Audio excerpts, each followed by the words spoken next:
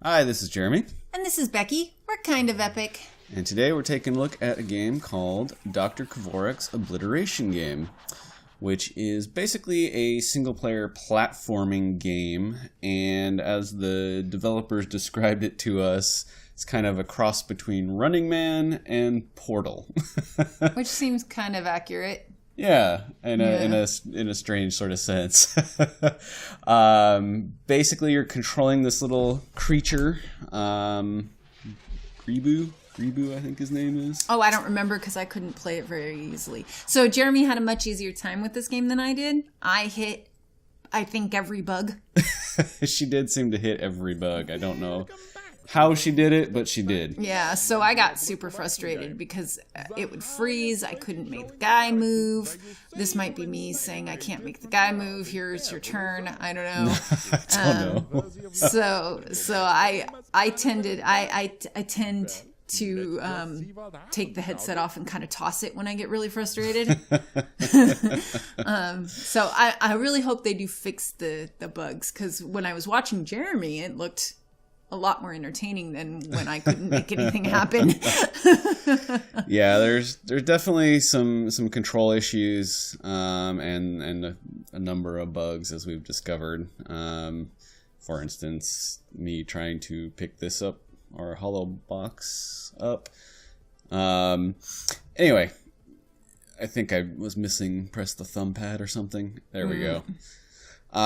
Anyway, so this game has been in development for quite some time. It's a small, very small team of, I think, just 2 developers who've been working on this as an independent project, and then bringing it to life from, I guess, a Windows desktop game to a full VR game.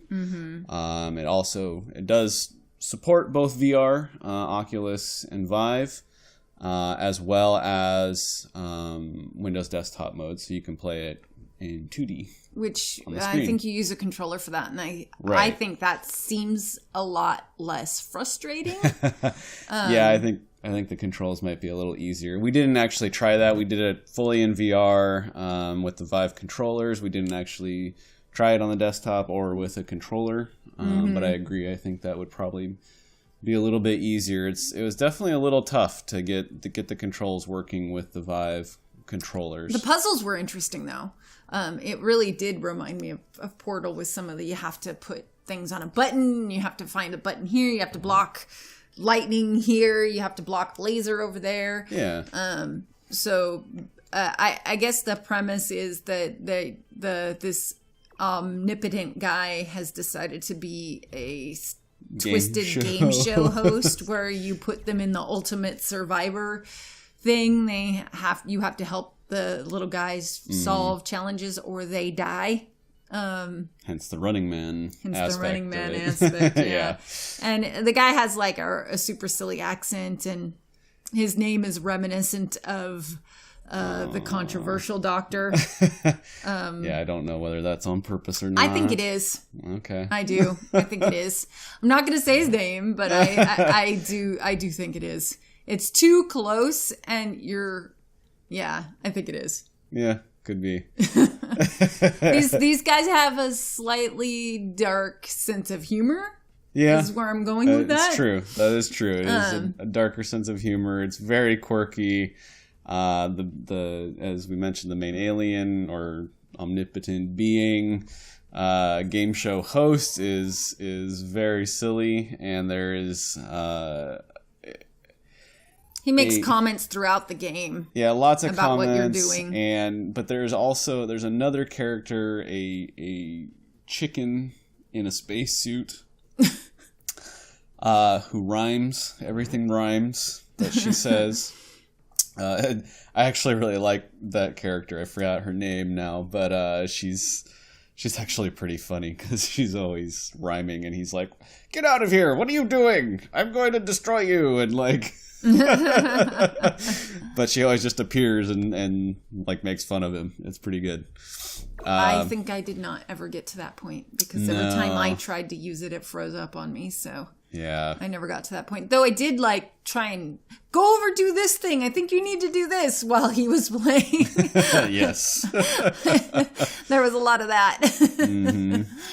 It is an interesting one to watch somebody play because you can like give them I see this thing, go do that. So it's a lot more interesting to watch than stuff that is more like shoot 'em up stuff. The puzzle ones are a lot more interesting to watch somebody else play. Mm-hmm. Yeah, so there are different traps that you have to get around, puzzles you have to solve.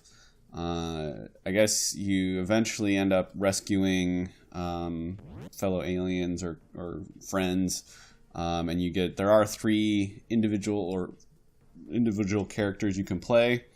This is one of them, and there's also costumes and things. He starts out as a little blue creature, and as you can see, we've turned him into a sort of panda thing with a red nose. Cuter. Yeah.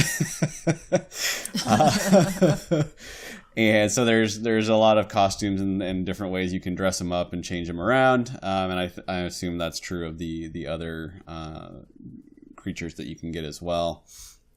But we only played the one guy here. Yeah. Another interesting thing is that they have a level editor, so you can build your own levels, which I think is interesting. You liked that aspect of some other game with a little cloth guy. I don't remember what that was. Oh, Little Big Planet? Yeah, Little Big Planet, where you can make your own levels. So that's really interesting, and I think that's kind of cool that it can be more community based. Yeah, and they'll have full Steam Workshop support, so to be able to do the mods, and you can just go through Steam and download them. And what else here? We've got, I guess there's going to be about 10 hours or more of gameplay. So there is a lot of content here. There's 15 different zones that you can go through. In addition to, the other creatures and stuff that you can pick up. Yeah, this is me. I remember this. Trying to jump on the platform and jump up on the thing, and yeah. I think I tossed the headset soon. Why won't he jump? Yeah, he does not jump in the direction I was pointing. Yes, I do remember this now. I was laughing a lot. Yeah, it's definitely got some, like, I think that they still have some additional work to do to make this more enjoyable play experience, especially with the crashing and the stuff not working. That was super frustrating for me. We did get a copy of this, and we were asked to review this. Oh yeah, well yeah, we received a copy of it from the developers. They reached out to us, asked us to take a look at it, and so we're taking a look at it. Yeah. So hopefully they watch and they take the feedback and do some additional bug fixes. Yeah, I think because once that happens, I think it'll be a lot more fun. Yeah, and I think we should probably jump in and try to play with the controller. Yeah. Something tells me it's a little easier to play that way. It seems like it would be easier to play that way, especially like right here where I could see him jumping and then jumping back the other way. And I got stuck. I think I was stuck in the ground. We got stuck in the ground a couple of times too, where it just like you teleport and you're up to your chest in the floor. I think I was trying to get out of the floor right here. Yeah. But yeah, it's very colorful. There's, like I said, the humor's pretty good. The characters are very, very cute and strange looking, and so I enjoy the aesthetic. The sound was pretty good, I think. The idea of a cruel game show host is definitely a fun one. Yeah, for sure. So I think really just the main issues we had were the controls, and that's the real big thing that I think needs some work. And hopefully, if we play it with the controller, it'll be better, or there'll be an update. But yeah, I think otherwise, it's an interesting game, and definitely check it out. I don't know how much it's going to be when it comes out. I don't think they told us. And it's coming out this week, right? Yeah, the 26th of July, 2017. I guess this week isn't that helpful in case someone watches this later. Yeah. Yeah, sorry guys. So yes, July 26th, 2017. Check it out. Let us know what you think. Yeah. If you enjoyed the video, be sure to subscribe and hit the like button. Also, let us know if there's a Vive title you would like to see us review in the comments. And we will see you on the next one. Bye!